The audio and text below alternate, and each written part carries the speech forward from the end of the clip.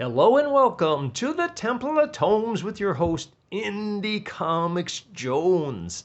Today is July 6, 2021. This is episode 352. Sorry about that.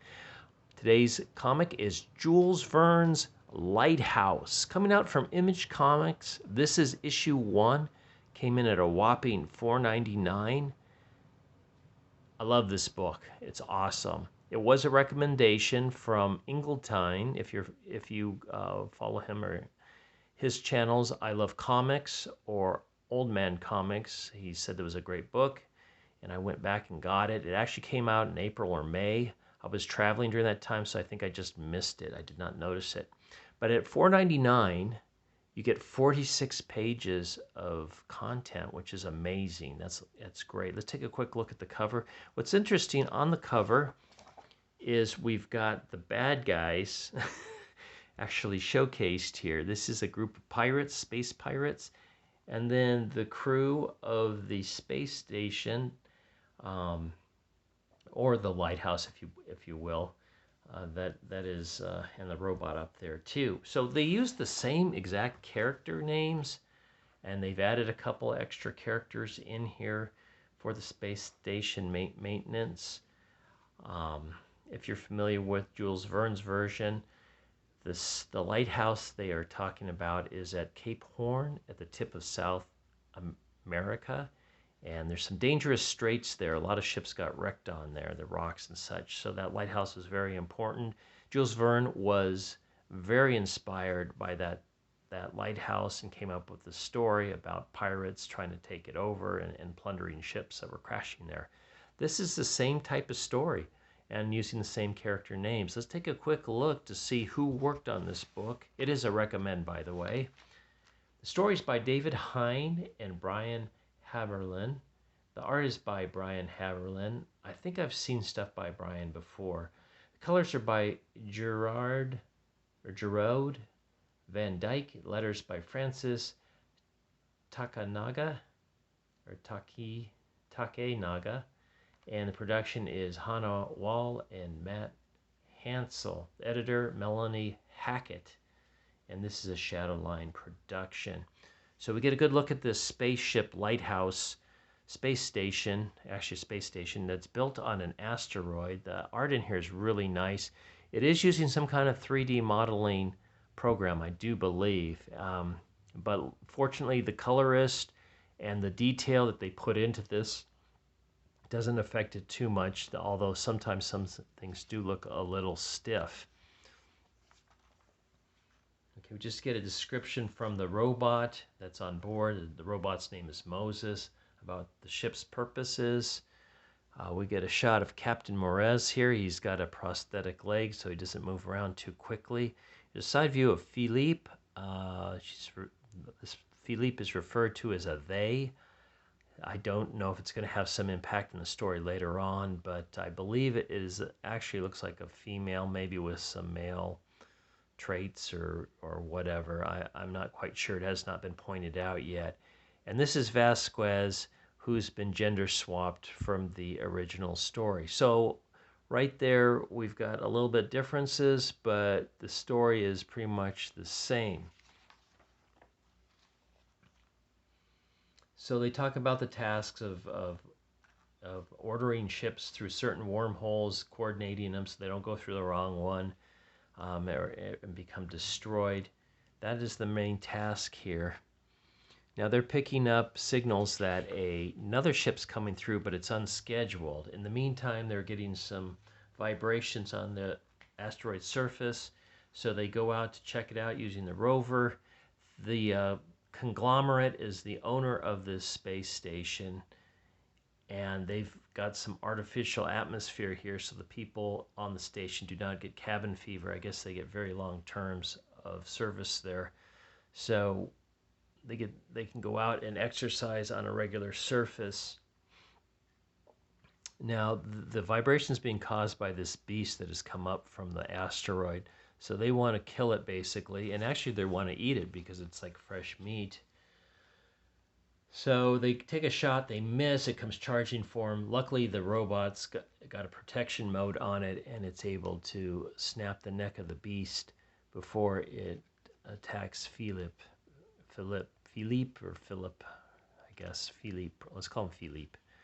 Um, but they discover that the beast was digging up something, and it turns out that it is a dead body of a what do they call them? Hang on a second, let me look it up real quick. A Mondorphin, which is same like Ek, their alien cook that they have on board the spaceship. So they don't really get a chance to investigate it that much. They just found out that it's been there for about 10 years or so, 10 Earth years. So as they're there, there's a gravitational pull, and the spaceship that they had recognized as unscheduled has burst through the wormhole. So it's thrown everything out because they're just not ready for it. The robot's now is getting a little glitchy as well, so they jam back on the rover, and to get back to the ship, Philippe goes ahead and goes upstairs while Vasquez checks out the robot and makes sure it's okay. They are actually kind of watching what's going on in the ship up above as Vasquez questions the robot and make sure that it is working okay. You get a chance to see Eek right here. The crew treats him pretty badly. I must say that. He is the ship's, the station's cook, but he gets no respect. They all think he's pretty slow and not very bright. So they have hailed the ship, and the captain says he's Captain Philemon, and he's got injured crew members that need assistance, and he offers off a case of, but they're telling him, no, you can't be here unless you're scheduled to arrive. But he offers up a case of brandy, which Captain Morez bites on and says, okay, come on board. When they open the doors, they find out that there's actually pirates there, and they are kind of in trouble. They all look pretty worried here, so they're very surprised. And Captain Philemon is actually Captain Congray.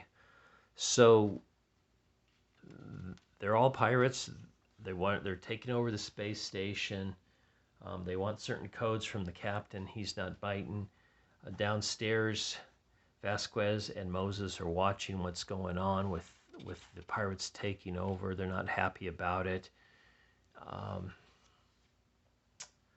And basically, Captain Morez is being held captive. He says, and this is when Congray says to the rest of them, if you help us out, we won't kill you. You can join us. And Eek is going to go ahead and take him up on that offer eventually.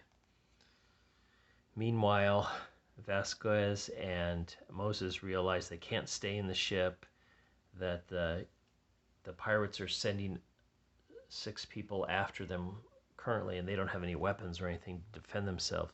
So they make a break in the rover to where the escape pods are.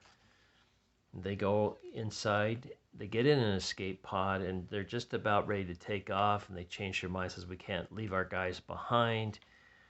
They explore this other area a little bit more, and they find Captain Morez's secret stash, his hoard of ancient items. They find his logbook. He's handwritten everything.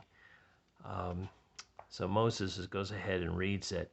They realize there is another cargo ship coming in 3 days. If they can hold out for that long, then they can warn the cargo ship, and then there'll be enforcers on board. And this is where we also find out Vasquez used to be an enforcer herself. She takes some time to repair the robot the best she can. He's working a little bit better. As the story progresses, they're still trying to figure out where the other two are. This is where the captain tells him he's not going to give them. He plans on not helping them at all. And Ek Jack says, well, I'm going to stay with the pirates, and he spits in the face of his own captain. The captain reacts. He's pulled back by the first mate of the pirate ship, and that's Carcanti, who's male in the original story, but is female now, and that is actually the lover of Captain Congray as well. She's very violent, sadistic, and she ends up slicing the throat of the captain at this point. So, to the horror of Vasquez and the robot Moses, they say, well, we got to shut off so they can't track our signal. This is not good. They've got the one ancient blade, I guess, that from Captain Morez from his horde. So that's their only weapon right now. And this is when we find out that Vasquez was an enforcer and a hero in a certain war. We also just found out a couple pages back that she had to leave the planet with her husband and daughter, and they were both killed in the same war. Different time, though. So I guess she's on medication for that. It's not really spelled out clearly in this. We'll get to the side blurb in a moment. So they hold out for the 3 days. They know that the cargo ship is coming, but unbeknownst to them, the pirates have redirected the wormhole. So the pirate ship comes out in the middle of a asteroid belt. They take off in an escape pod to warn the cargo ship, but it's way too late. They just smash right into this thing, and it just destroys the bridge on board, and all the crew members are pretty much toast as 3 pirate fighters join in. You can see the ship just dissolving here. And the escape pod, you can't see it because it's actually kind of hiding behind the asteroid. Now we get this nice spread with the dead crew member floating out. You see the pirate fighters there, and we see our escape pod hiding back there.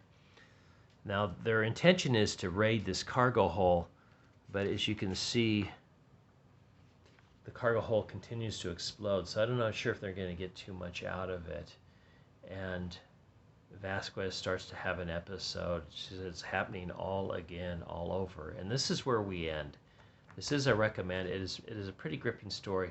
Not a lot of action in it, but the build up to it is very nicely done. And you can really kind of see that modeling taking place here in these pictures.